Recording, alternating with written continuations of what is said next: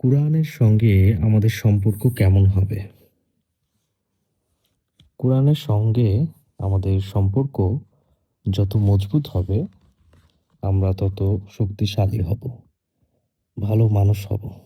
তখন আল্লাহ তাআলার সঙ্গে আমাদের সম্পর্কও হবে সুমধুর। আল্লাহর রঙে রঙিন হবে আমাদের পুরো জীবন। কিন্তু দুঃখের বিষয় হলো কোরআনের সঙ্গে আমাদের সম্পর্ক এখন নেই বললেই চলে। দিনের পর দিন, মাসের পর মাস, অথচ কোরআন পড়ার সময় হয় না আমাদের। আসলে আমরা কোরআনের মূল্যই বুঝি না। অথচ আল্লাহর রাসূল সাল্লাল্লাহু আলাইহি ওয়াসাল্লাম অত্যন্ত গুরুত্ব দিয়ে কোরআনের মর্যাদা আমাদের সামনে তুলে ধরেছেন। নিচের হাদিসগুলো খেয়াল করুন। নবী সাল্লাল্লাহু আলাইহি সাল্লাম বলেছেন, সৃষ্টিকুলের উপর আল্লাহর শ্রেষ্ঠত্ব যেমন সকল কথার উপর আল্লাহর বাণীর শ্রেষ্ঠত্ব তেমন। নবী আরো বলেছেন, আল্লাহ এই কিতাবের ভিত্তিতে কিছু লোকের উত্থান ঘটাবেন আর এরই ভিত্তিতে অন্যদের পতন ঘটাবেন।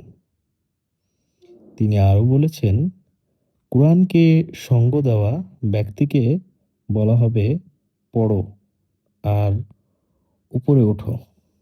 দুনিয়া তুমি যেভাবে ধীর স্থিরভাবে তিলাওয়াত করতে সেভাবে তিলাওয়াত করো। তুমি সর্বশেষ যে আয়াত পাঠ করবে সেখানেই হবে তোমার ঠিকানা। তাই কুরআনকে বানাতে হবে আমাদের সবচেয়ে আপন। ফিকে হয়ে যাওয়া সম্পর্ককে করতে হবে সতেজ। কোরআনের সঙ্গে আমাদের নড়বড়ে সম্পর্ককে কিভাবে আরো মজবুত করা যায়, সেই ব্যাপারে এখানে কয়েকটি পরামর্শ উল্লেখ করছি। এগুলো মেনে চললে কোরআন আমাদের হৃদয়ে জায়গা করে নেবে ইনশাআল্লাহ। ১. কোরআনকে জানা ও তাদাব্বুর করা। প্রথমত কোরআনের সাথে সম্পর্ক গড়ে তোলার জন্য কোরআনকে জানতে হবে। কোরআন বোঝার প্রতি মনোযোগী হতে হবে। কোরআন নিয়ে চিন্তা ভাবনা করার ব্যাপারে আল্লাহ তাআলা বলেছেন, একটি বরকতময় কিতাব যা আমি তোমার কাছে নাজিল করেছি, যাতে এর বার্তাগুলো নিয়ে মানুষ গভীরভাবে চিন্তা ভাবনা করে এবং বিবেকবান লোকেরা সেগুলো স্মরণ রাখে। আল্লাহ তাআলা আরো বলেছেন, তারা কি কোরআনের ব্যাপারে গভীরভাবে চিন্তাভাবনা করে না? এটি যদি আল্লাহ ছাড়া অন্য কারো কাছ থেকে আসতো, তাহলে তারা এর মধ্যে পরস্পর বিরোধী অনেক বিষয় দেখতে পেত। সুতরাং কোরআনের আয়াতগুলো নিয়ে আমাদেরকে তাদাব্বুর ও গভীর চিন্তাভাবনা করতে হবে। কোরআন বোঝার জন্য তাফসীর অধ্যয়ন করতে হবে। প্রত্যেক আয়াতের পেছনে যে মহান শিক্ষা, নির্দেশনা, হিকমত লুকিয়ে আছে সেগুলো জানতে হবে। তাহলে কোরআনের সাথে আমাদের ঘুরে ধরা সম্পর্ক মজবুত হবে ইনশাআল্লাহ। ২. তিলাওয়াত করা ও মুখস্থ করা। কোরআন তিলাওয়াত করা একটি ইবাদত। এর প্রতিটি হরফের জন্য আল্লাহ তাআলা আমাদের নেকি দেন। আব্দুল্লাহ ইবনু মাসউদ থেকে বর্ণিত, নবী সাল্লাল্লাহু আলাইহি ওয়াসাল্লাম বলেছেন, যে ব্যক্তি কুরআনের একটি অক্ষর পড়বে তার জন্য একটি সওয়াব রয়েছে। আর প্রতিটি সওয়াব ১০ গুণ বৃদ্ধি করা হবে। তেলাওয়াতের পাশাপাশি কোরআনের নির্দিষ্ট অংশ মুখস্থ করাও গুরুত্বপূর্ণ। এটি আমাদের নামাজের জন্য এবং জীবনের বিভিন্ন ক্ষেত্রে কোরআনের আলোকে পথ চলার জন্য সহায়ক। তিলাওয়াতের সময় আদব মেনে চলা। কোরআন তিলাওয়াতের সময় কিছু বিশেষ আদব বা শিষ্টাচার রয়েছে যা পালন করলে তিলাওয়াত অধিকতর ফজিলতপূর্ণ ও হৃদয়গ্রাহী হয়। কোরআন তিলাওয়াতের কিছু আদব উল্লেখ করা হলো: পবিত্র থাকা, তিলাওয়াত করার আগে অজু করা, শরীর, পোশাক, তিলাওয়াতের স্থান পরিষ্কার রাখা, নাপাক অবস্থায় তিলাওয়াত থেকে বিরত থাকা, কিবলামুখী হওয়া, কোরআন তিলাওয়াতের সময় কিবলামুখী হয়ে বসা উত্তম, আল্লাহর কাছে আশ্রয় চাওয়া, তিলাওয়াত শুরু করার আগে আউযুবিল্লাহি মিনাশ শাইতানির রাজিম পড়া, বিসমিল্লাহ বলা,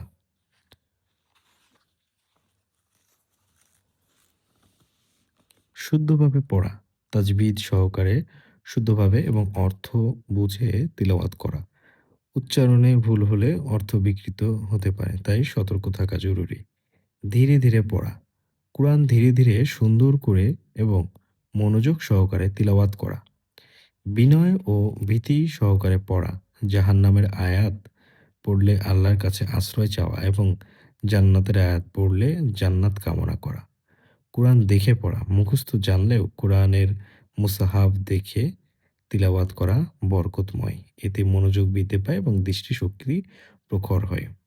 অন্য কাজে ব্যস্ত না থাকা, তিলাওয়াতের সময় একাগ্রচিত্ত হওয়া, অপ্রয়োজনীয় কথা বলা বা তিলাওয়াতের মধ্যে মনোযোগের বিঘ্ন ঘটায় এমন কাজ থেকে বিরত থাকা। কোরআন তিলাওয়াতের সময় স্থির থাকা, দাঁড়িয়ে হাঁটতে হাঁটতে বা ব্যস্ত অবস্থায় তিলাওয়াত না করা, বরং স্থির হয়ে বসে তিলাওয়াত করা উত্তম। নিরিবিলি পরিবেশে তিলাওয়াত করা, এমন পরিবেশে তিলাওয়াত করা যেখানে মনোযোগ বিঘ্নিত হওয়ার আশঙ্কা কম। তিলাওয়াতের পর দোয়া করা, তিলাওয়াত শেষে আল্লাহর প্রশংসা করা এবং তার কাছে ক্ষমা ও কল্যাণ প্রার্থনা করা। এগুলো ছাড়াও কোরআনের প্রতি সম্মান দেখিয়ে পৃষ্ঠাগুলো পরিষ্কার রাখা এবং পড়া শেষ হলে সঠিকভাবে গুছিয়ে রাখাও অত্যন্ত গুরুত্বপূর্ণ। ৪. কোরআনের উপর আমল করা। কোরআনের সাথে সম্পর্কের সবচেয়ে গুরুত্বপূর্ণ দিক হলো এর উপর আমল করা। কোরআনকে জীবনের প্রতিটি ক্ষেত্রে বাস্তবায়ন করতে হবে। আল্লাহ তাআলা বলেছেন, যে আমার দিক নির্দেশনা অনুসরণ করবে সে সঠিক পথ থেকে বিচ্যুত হবে না, দুরবস্থায়ও পড়বে না। আর যে আমার স্মরণ থেকে মুখ ফিরিয়ে নেবে তার জীবন হবে সংকীর্ণ, আর কিয়ামতের দিন তাকে ওঠাবো অন্ধ করে। কোরআন আমাদের জীবনের প্রতিটি ক্ষেত্রে পরিপূর্ণ দিক নির্দেশনা দিয়েছেন।